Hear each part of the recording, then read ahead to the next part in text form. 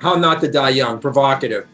But really, it's about 4 mechanisms that drive disease, that drive dis-ease, Yes. imbalances in your body. And when you're imbalanced, you're not going to be healthy. And if you're not healthy for a sustained amount of time, you're not going to live a long, healthy life. So there's no question about that, the connection to these two things. So here's our mechanisms. Our scientific approach, 4 mechanisms to disease. Standard of care in ICD-10, 69,000 diagnostic codes. If you want to die bored, count to 69,000. Okay? Count to 69,000. We, as Dr. Trump would say, me, I have 4 mechanisms. 4 repair and recovery, sensitivities, dysbiosis of the gut, thrive versus survive, stealth infections. And so we're really going to focus on 4 repair and recovery. And if you were here last time, you know that potentially the most important molecule that our body synthesizes for repair and recovery is nothing other than cholesterol. The most demonized substance in all of medicine. Pathogens aren't as demonized as cholesterol is. It's crazy. But see, this is the article that was published in 2007 that in 2020, Harvard decided to take it down because it was promoting the value of cholesterol, whereas everything else is promoting get rid of your cholesterol. Yeah. So it's really instructive. Cholesterol in the mind, the brain, Harvard Health. I have posted it on my website, and I wrote to Harvard and told them I did and that they should repost it. And if they don't, they're criminals. But anyway, cholesterol is essential to human health, building block of all the hormones, sex hormones, cortisol. It's an essential component of membranes that surround all human cells. More than simply holding cells together, these membranes have a crucial role in regulating cell function and allowing chemicals to pass in and out. So let's run right through it. Cholesterol in the brain, really important. Your brain is 2.5% the mass of your body. There's 25% of the cholesterol in your body in your brain. So the 10x means cholesterol is 10 times more concentrated in the brain than any place else. Mm-hmm. And it's not there to kill the brain, I would argue. And your brain will actually synthesize cholesterol to save itself. What is total cholesterol anyway? I've added a little bit to this, the twilight zone. We've been convinced to call something it is not. Yeah. Do you see the word cholesterol in HDL or LDL? One's high-density lipoprotein, one's low-density lipoprotein. There's no cholesterol in that. Ask your doctor what the drug does, the statin drug. What does the statin drug do? It lowers the ability of your liver to produce LDL. That's not even cholesterol. Yeah. It lowers the ability of your liver to produce low-density lipoprotein. That's it. Do you see the word cholesterol in HDL or LDL? The answer is no. But they give this total cholesterol, which is free cholesterol plus HDL plus LDL. And what do they call it? Cholesterol. I'm going to try to get my language straight, but it's difficult. We've all been in the twilight zone on this language, where they call it total cholesterol. It's just the craziest thing. So what is a lipoprotein? It's a substance that carries fat. It has both polar and no polar end. It's a substance that carries fats through the blood. That's all it is. The blood is water-based. Fats are not. In order to carry it through the bloodstream, the fats of the bloodstream, like cholesterol is a fat. Vitamin A is a fat. Saturated fats are fats. They don't get through the bloodstream by floating around unmixed like your salad dressing or water. So they're carried through the bloodstream. So it says they're carried through the bloodstream despite being insoluble in blood. So you have to carry them. So the next one is, what is the definition of soap? A soap has both a polar end and a non-polar end, just like a lipoprotein. Soap binds grease and oil, and it carries it through water. So a lipoprotein is a soap. And Adrian, you missed this, but last time I said to people, so guess how many hits Google provides for the search term HDL or LDL or lipoprotein and soap? 0. There's no recognition that a lipoprotein is a soap. Biochemists know this, but the doctors don't. So what they're doing is they're not lowering cholesterol. They're lowering LDL. But they're lowering the ability of your body to get cholesterol because the LDL transports it. That's all it is. And then here's some initial data that I showed that the journal neurologists, so the neurologists know that if your LDL is low, which the American College of Cardiology says is good, you have a much higher risk of a stroke. So people that are in the absolute ideal range for LDL have a 65% higher risk for hemorrhagic stroke. And if you go to an even better level, the lower your LDL, the happier your cardiologist is, your risk of a stroke goes up by a factor of 3. Yeah. Why?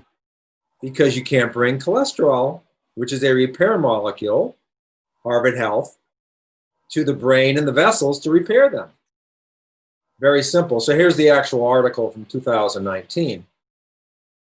And we're showing that cardiovascular death rate is up from 2011 to 2016, despite heavy use of the drugs. I'm whipping through these now. But the thing is, when you're on the drug, you're not just lowering your cholesterol to the body, but you're lowering every other thing that the lipoprotein carries through the bloodstream. Vitamin A, hormone D, vitamin E, vitamin K, triglycerides. So you can't lose weight if you can't burn them. If you can't transport a triglyceride to the tissue to burn it, you won't. That means you can't burn fat. Thankfully, these drugs don't lower the LDL to 0.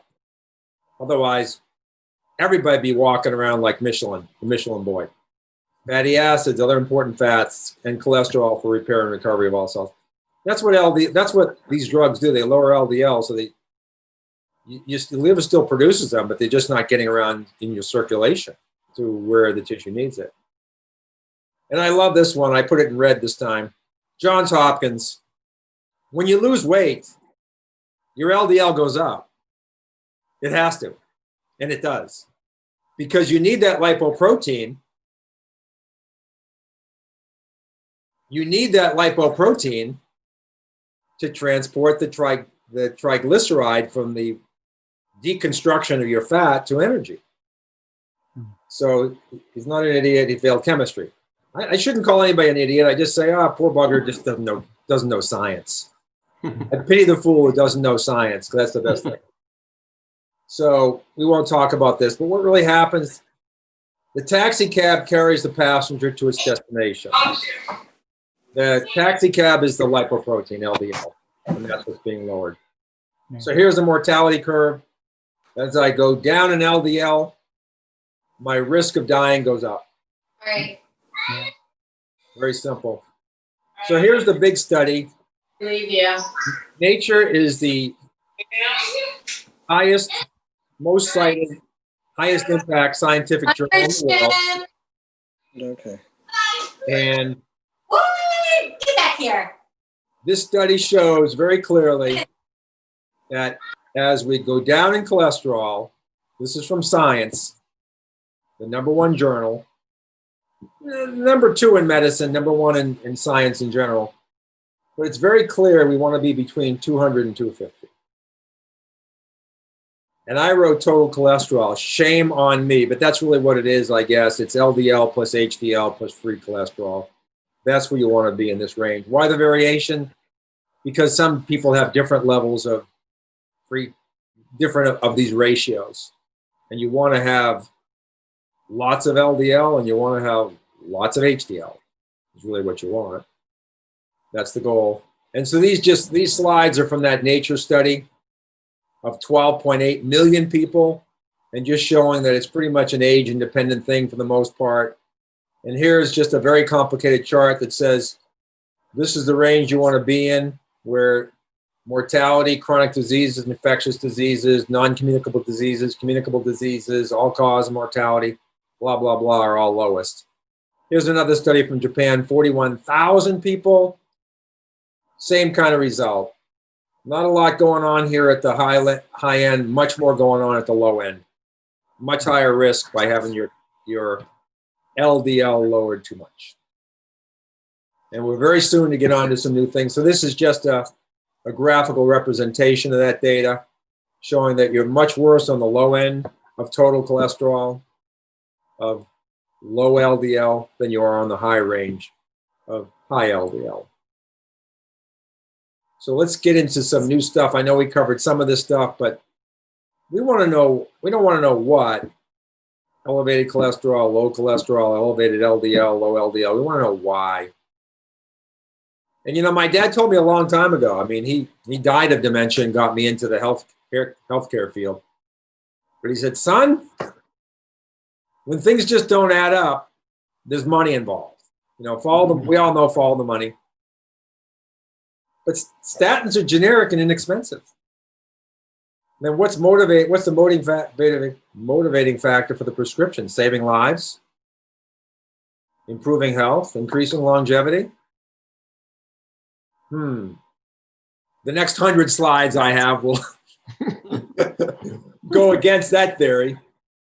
So you must look beyond the profit from the statins directly. So just like drug companies can't sponsor doctors directly, but they can sponsor associations that put on fancy events and all that. So it's a trickle-down effect. And the profit from these drugs is a trickle-down effect because of all the myriad of diseases that they create.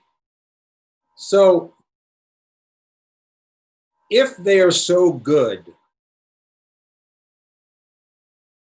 and they're so widely prescribed, the most widely prescribed of all drugs, 1 year Lipitor netted $19 billion. It was still on patent. 19 billion, huge. Okay. If it's so good, why has cardiovascular mortality across the entire population of adult Americans gone up by 4.8%, 4.3% in the last several years? So I just thought I'd pull out some charts. When you figure out it's typhoid fever and you find the source and you get rid of it, the incidence falls off a cliff. Tuberculosis falls off a cliff. Pellagra, vitamin B deficiency, when they finally figured it out, it falls off a cliff. Here's my little clue here. This is how heart disease deaths have fallen off a cliff when statins were introduced right here. So let me just show you the charts. So this is, I won't go into this whole thing, but these are smoking trends from 1900 to 2010. And these are cardiovascular disease deaths from 1900 to 2010. And you can see we were on a very nice downward trend, consistent with reduction in smoking and other things, but that was the biggest factor, or a big factor. But all of a sudden, at this orange line, we saw a change in the trend to deflect up. And this line happens to be when statins were introduced. And this is kind of where they really became very ubiquitous. Millions of people on them. So when you look at it from this perspective and just kind of look at the curve a little differently and take that curve and flatten it out, which that trend, you actually see the cardiovascular mortality started going up when statins were introduced. And if you look at the literature properly, you see exactly that. You see the cardiovascular diseases are going up. They have all these fudge factor risk ratios and hazard ratios and carefully selected populations, but in the general population, that's not bearing out. And the 12.8 million people looking prospectively, that's a big study. That's a lot bigger than 1,000 people in a randomized control trial by a factor of 13,000. It's a big number. Great video. But the reason why statins are still a very successfully lucrative thing for the drug industry is because their impact on so many diseases. So that's where we're going to go in now. Not going to talk about heart disease too much. We will. But mainly all the other diseases caused by this drug. By the lowering of LDL. And what is the mechanism? So this is what I forgot to say. I think I said it. But if not, maybe I was on one of those PSK3 inhibitors or something and make sure you're hilarious. But when someone is prescribing a loved one a statin drug, which they will, ask the doctor what it's treating. And if they say cholesterol, you just look back at them and say, no, it is not. It is changing the way the liver produces LDL. And there's no cholesterol in that word. So this is lowering LDL. And that's the mechanism. LDL is a shuttle to carry very important anti-inflammatory and healing substances throughout our body. Okay? And that's what it's all about. So they're not treating cholesterol, they're treating LDL. If they want to say they're treating cholesterol, then tell them, okay, you're also treating vitamin A. And you're also treating vitamin D, EPA, DHA, vitamin E, so on and so forth. That's what you're treating. Do I want to lower my vitamin A? I don't think so. But that's what's happening. So anyway, this is part of the mechanism. This is from two very bright guys at the University of California, San Fran, great medical school. And they basically say that when your lipids are up, they're up for a reason. They're up as part of the innate immune response against an inflammatory process that then the LDL is carrying anti-inflammatories through that area. So of course they're going to go up. Fire trucks, the last time I noted, often appear near a fire.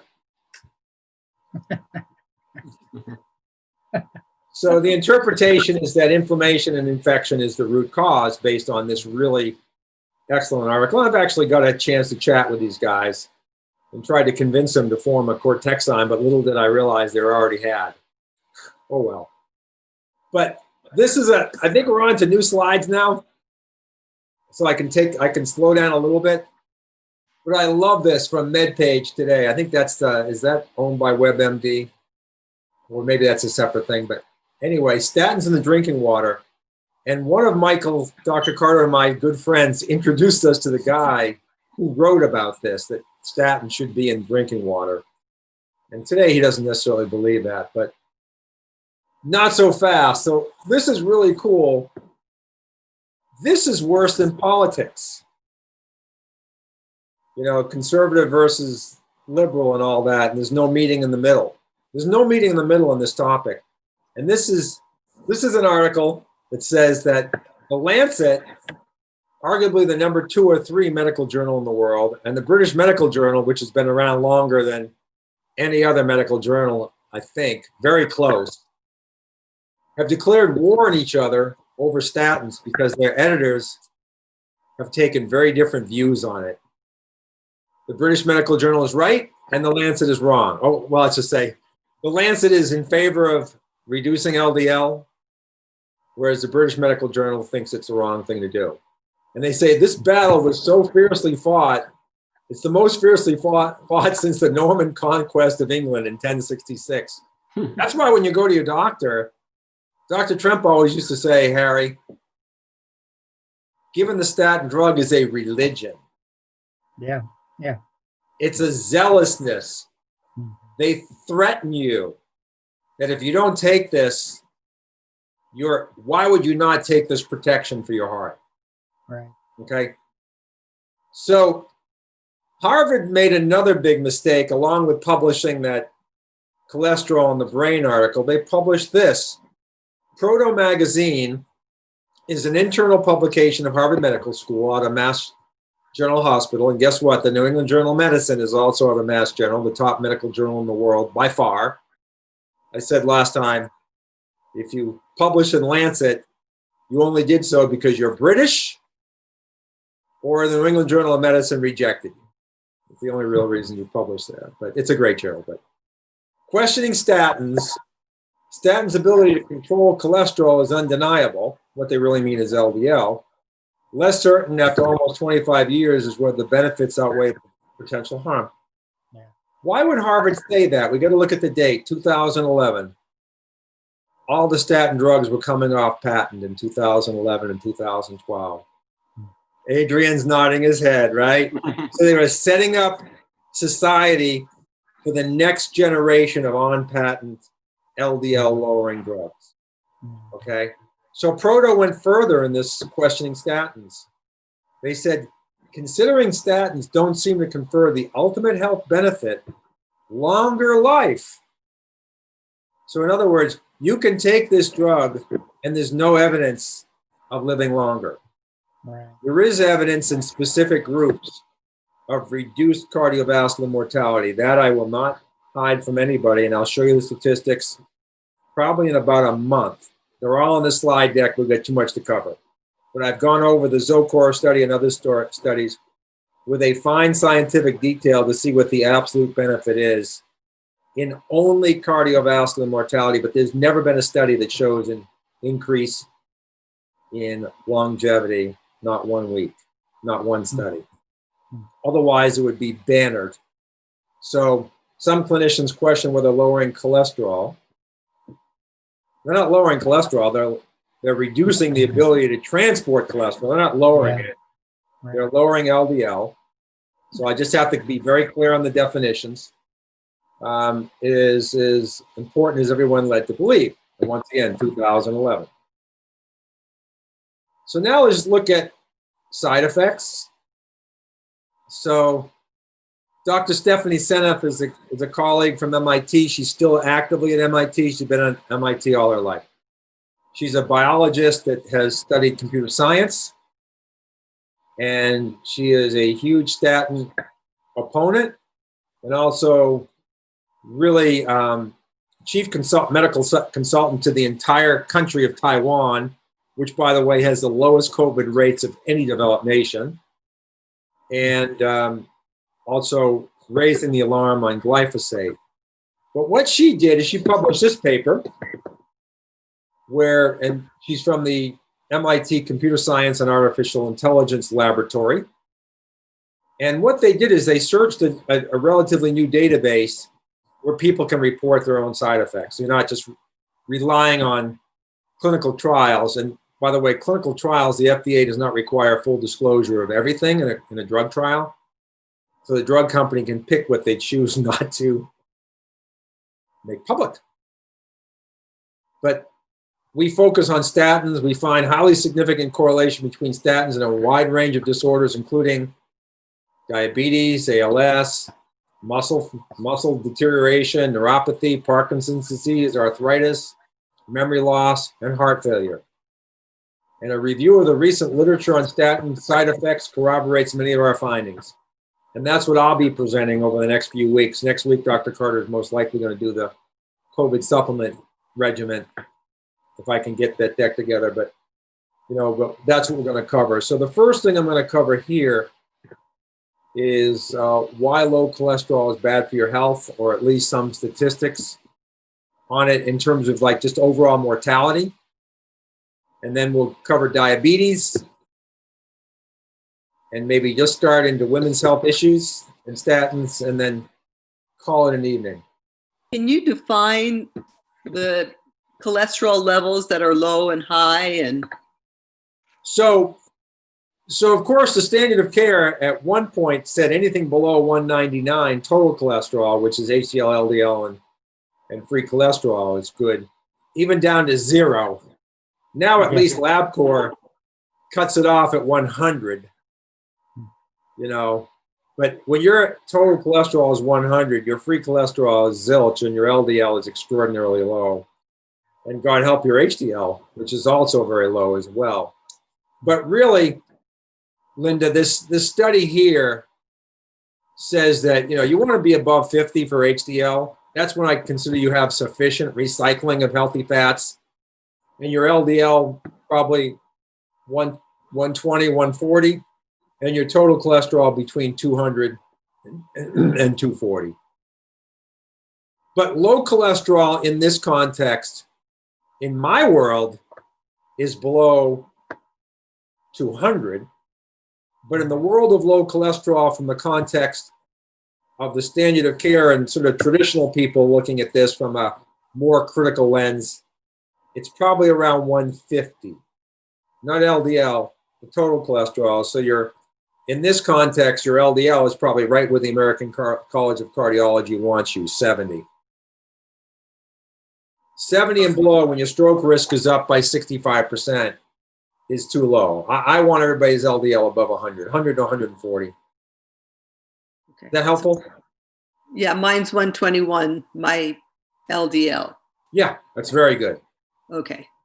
That's very good if you believe all the mortality charts I'm going to show you. So this is the Lancet. Surprisingly, they're in favor of cholesterol lowering.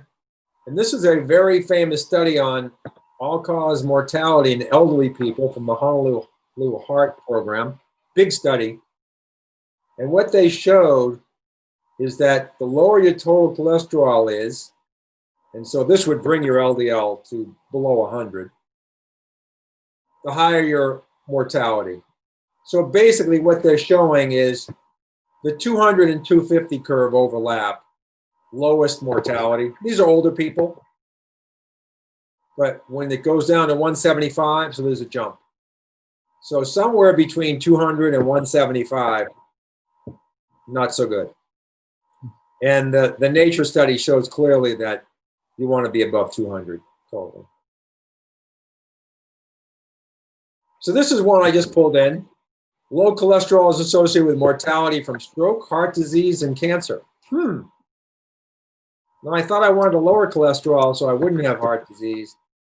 And the conclusion, low cholesterol was related to high mortality, even after excluding deaths from liver disease. So this is probably older people again. But what they're showing here, when you look at a hazard ratio, if you read these papers, 1.49 means 149% increase in mortality when it gets low. And this is around 150. There's 150% increase in mortality. And then when you go high, above 240, greater than or equal to 240, I'm just converting it for you, it wasn't a risk factor. Interesting, eh? Yeah. Hypocholesterolemia, which is just low total cholesterol. It really should be hypo LDL. But this might be, untreated. But this is older people again. It's a U-shaped curve. Tenfold increase in relative risk was associated with a cholesterol level of 3.4. 3.4 translates to a total cholesterol of 131. That's low. Very low. But I mean, that's considered normal. It fits the 100 to 199 range.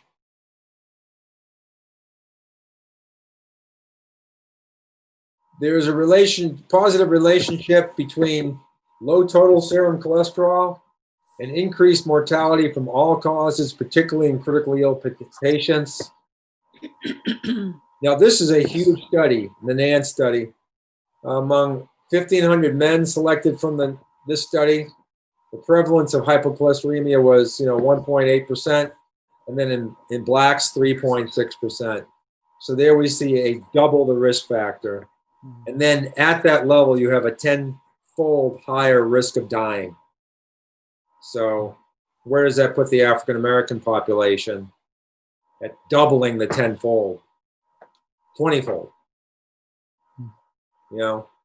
So much higher prevalence of low cholesterol in the African-American community.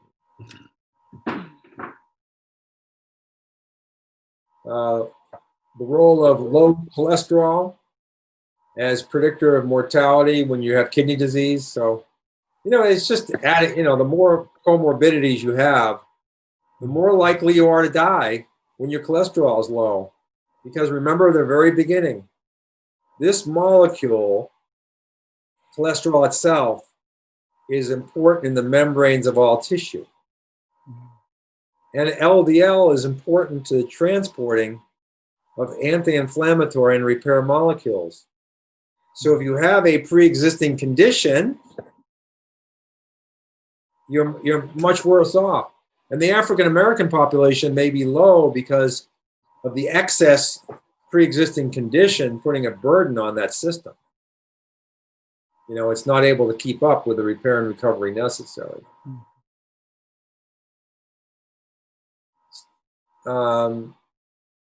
So this paper here basically says that improved survival at a cholesterol greater than 240 compared to less than 140. So you're much better off being high than you are low. Okay, so we keep seeing that trend over and over again. And no one's talking about low cholesterol. They're talking about lowering the ability to transport cholesterol, but they're not talking about, no one's talking about that end of the curve, ever. Ever. And the LDL goal, look, if I do 100 labs tomorrow,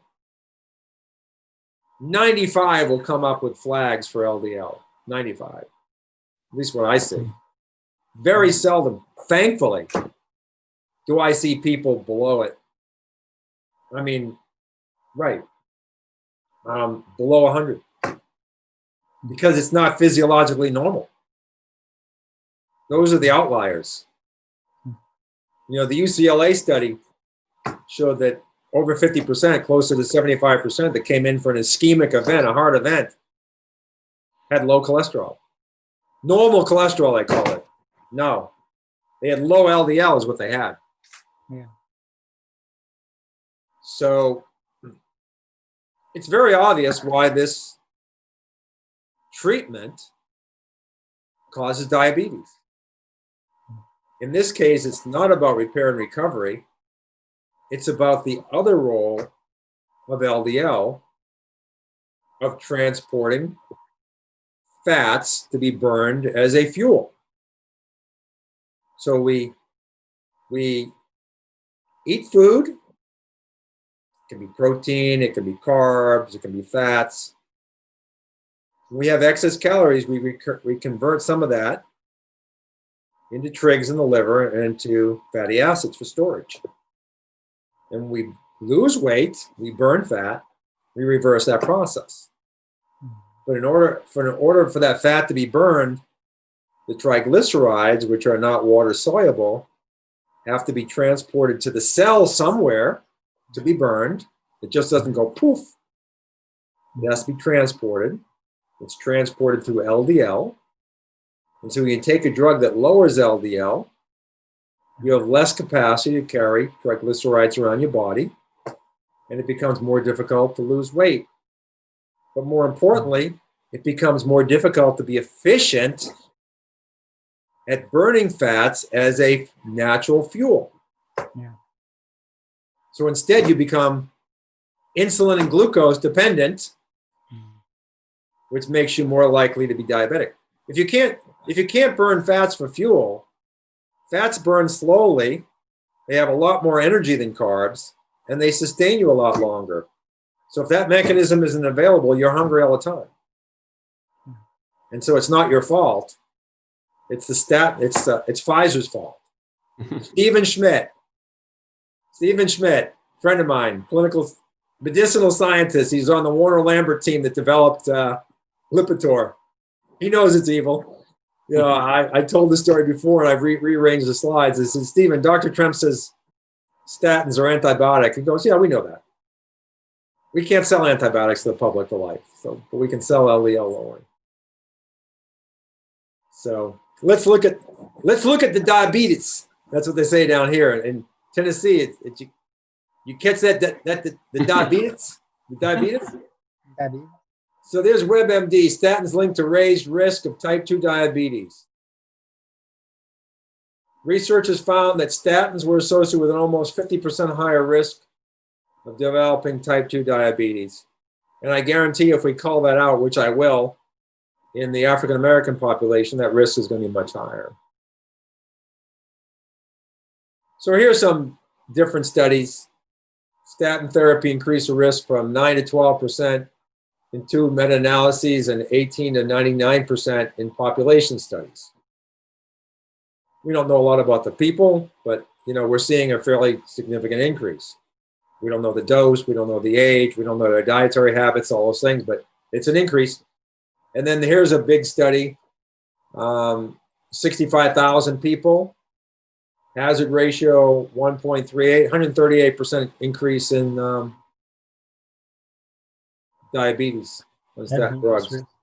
And the Women's Health Initiative, Harvard Medical School, many studies, 154,000 women. Women are more susceptible to diabetes on statin drugs than men are. 71% increase. So men attenuate that a little bit when we're just looking at the women. This is done at Mayo, Harvard, Yale, and many other locations. Keep giving that statin drug, baby. I wonder why they're doing it. Let me slip to the punchline. Where'd it go? Where'd it go? Why is insulin so expensive? Business Insider. Adrian, I answered the questions because statins are cheap. So we can't raise the price of statins because they're generic, but we can raise the price of insulin. And guess what? These drugs cause a need for insulin. So we're still making big money off of our statin drugs. Yeah. Son of a gun. Who'd have thunk it? But Harvard didn't even realize that in 2011. They figured it out because they were just stuck with the flipping drugs. Right. Because the other drugs failed. They were killing people. So do the people who create these drugs think they're doing good? Sure. Did you hear that question? It's all money. It's all money driven. So, all of these big pharmaceutical companies, yes, you have some people in that corporation that actually have a conscience, but the vast majority of them don't. I have a friend. There is an acceptable level of death for all of these medications that are put out on the market. They calculate that into their matrix in terms of, what they can make and what they will lose due to litigation. We're going to talk about equality at the end.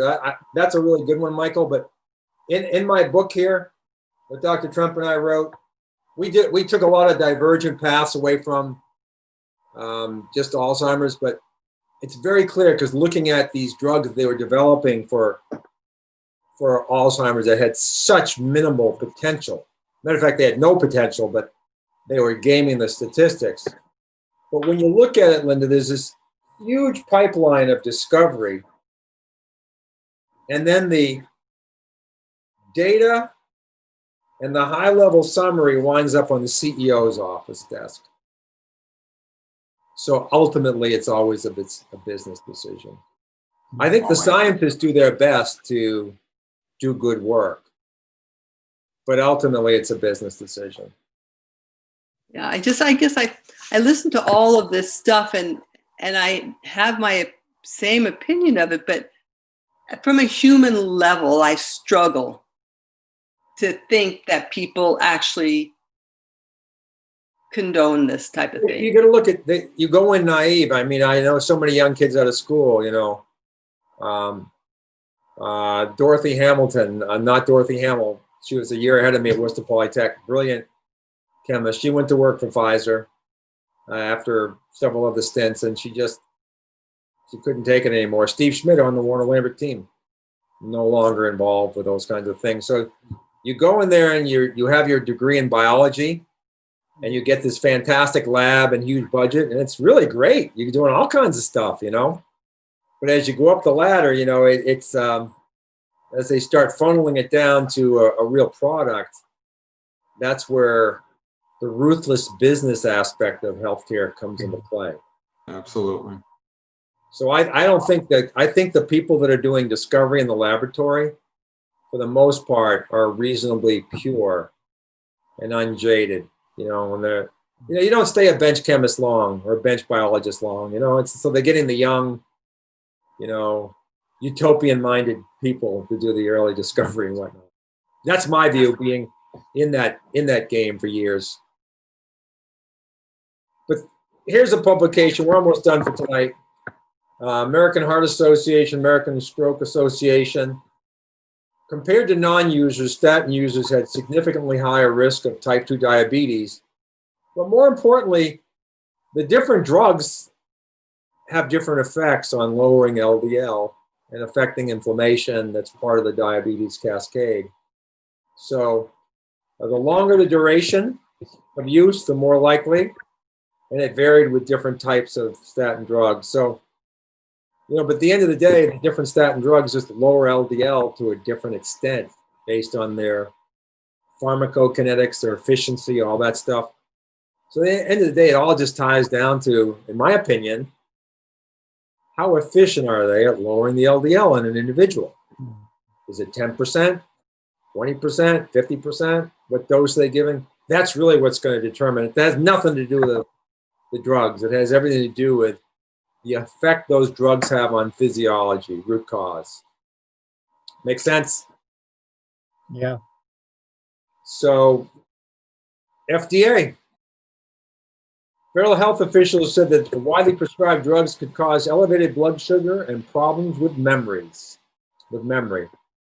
So the FDA does have a position paper on statin drugs and elevated type 2 diabetes. Should any African American, Adrian, with the highest risk for diabetes of any ethnic population be on a statin drug? Horrible. Horrible. So, duration and types of statin use and long-term risk of type 2 diabetes is another one. Might be the same one. I might have been on a statin drug when I did that one. Statin-Associated with Diabetes, Reviewing Clinical Guide, bunch of pharmacologists, finding from randomized controlled trials, these are the gold standards, and observational studies, so they have both of them together, which makes it even stronger if you find that it links statin use with insulin resistance and new onset type 2 diabetes. So it's not just, it's just going to push you up that insulin resistance diabetes continuum, no matter where you are. So of course the guidance is practitioners should screen before prescribing statin therapy, especially patients who are at risk for type 2 diabetes. I would argue that no one does that, zero. They just, matter of fact, if you're diabetic, you get the big three: metformin, blood pressure medication, and a statin drug. Yeah. And wonder why the heck you're not getting better. I had the craziest thing. I mean, I thought I had this doctor working on pretty much the same level. I thought we had a good communication. But this patient was extraordinarily insulin dependent. And we got his insulin level down, his insulin usage down, his insulin level down, his fasting glucose down. But his triglycerides trailing indicator was still up, and it's a 6-month program, right?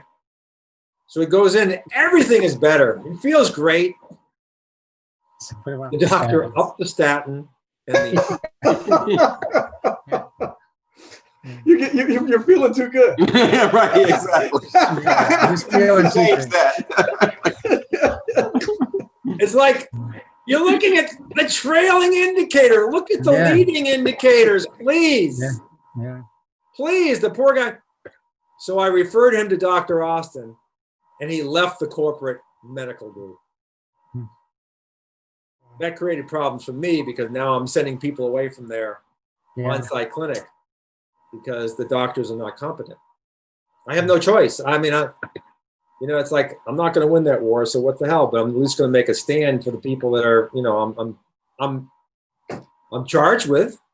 I'm not going to accept that. Like, no, you go to Dr. Austin. With that same group, how vehemently we were fought when we changed the course of all of these individuals at that corporation, got them all off of statins, Yeah. And the patients ultimately were scared back into taking them after about Sure. 6 months, Sure. because those doctors stated that if you are not on these, you're going to have a heart attack.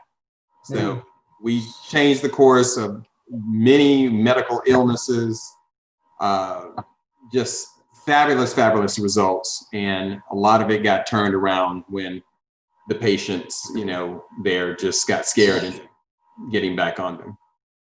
We're still coaching some of those folks, and they're doing great, the ones that stuck with us. And Harry, here's a religious aspect again.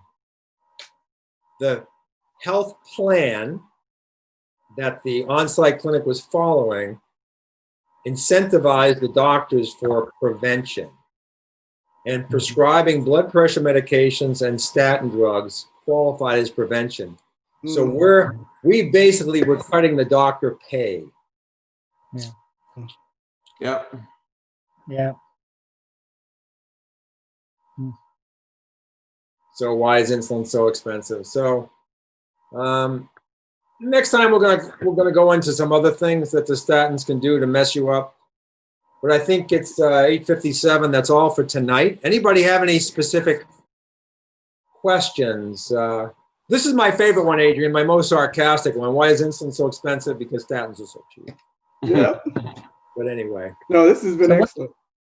What's a good strategy for increasing your lipid scores? So, really what I want to see is the HDL up, and then your LDL will just go where it wants. In my world,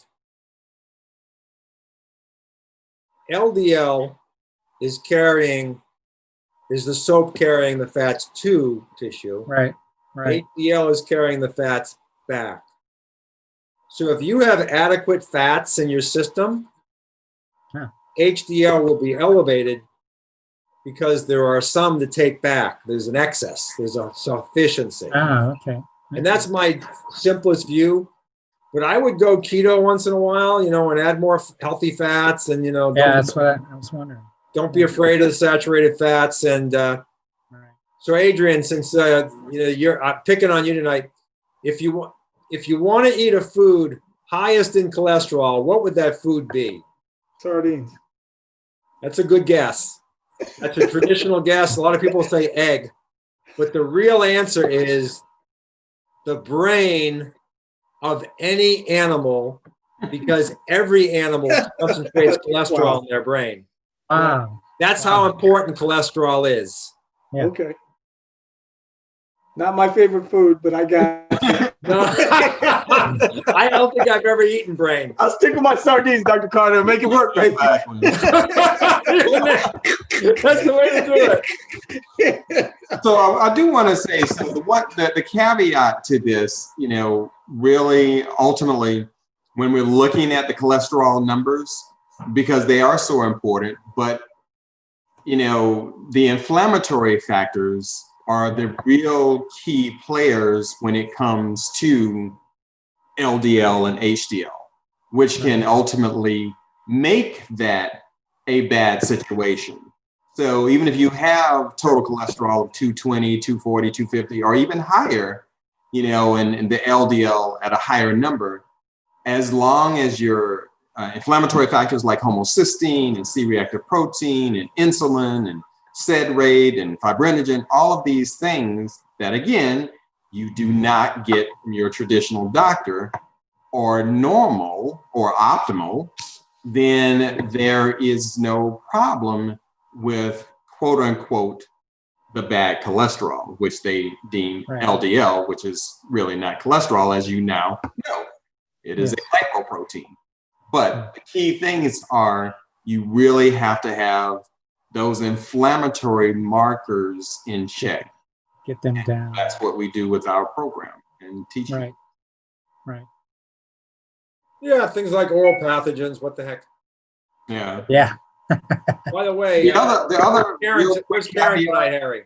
The other real quick caveat, I think I, talked about this, in past, but if you are ApoE44, your genetic predisposition, then saturated fats actually are not really your friend because of a defect in the carrying capacity, and you will tend to have more inflammatory particles being made. So that is a great genetic marker to get for people. If you're ApoE3/4 or 4/4, then you have to kind of really moderate what you're consuming from a saturated fat type standpoint. And you may need to be more plant-based with less oil. So you can test for that small particle size with a Cleveland or Framingham. Yeah, and I, when I do the deep dive on my patients, especially, the Alzheimer's, Parkinson's, dementia, and so forth, but pretty much everyone, who is willing to do that, I'm doing the particle size, I'm doing the particle number, I'm doing the LP little a, the apolipoprotein B pattern, the oxidized LDL, because again, those are much more illustrative of kind of what's going on, because if those numbers are off, then again, that tells you still have a lot of inflammatory stuff going on. So where is it coming from? Is it coming from your mouth? Is it coming from your gut? Yeah. Is it coming wherever? So those are the things that you really, that's how we answer the why are those numbers up. So with the cholesterol being optimal at 220 to 240, there's a reason why it's up. It's one of the reasons it's being antibacterial. So it's actually keeping pathogens down. Yeah, So sure. if you really want to dive deeper, then you find out, well, why is it at that level, right? Any other questions? No, this is like usual. We Thank didn't you. try You're again. We breaking up. didn't hear you. Couldn't hear that. Oh, I just said it very interesting, like usual. Thank you. Oh, Yeah. I okay. think we're really going to strive to have a nutrient for COVID seminar next time, if I can get my act together. And then we're going to continue down this cholesterol path. But I think it's a lot more instructive than just the LDL and the statin drugs. So we're just going to keep going through those stats. So, all right, everybody. Hey, thank you really- for the invite. This has been great. Yeah, All thank right, you. Adrian. Great to have you along. Take care now. Yeah. Okay, Good guys. night, everyone.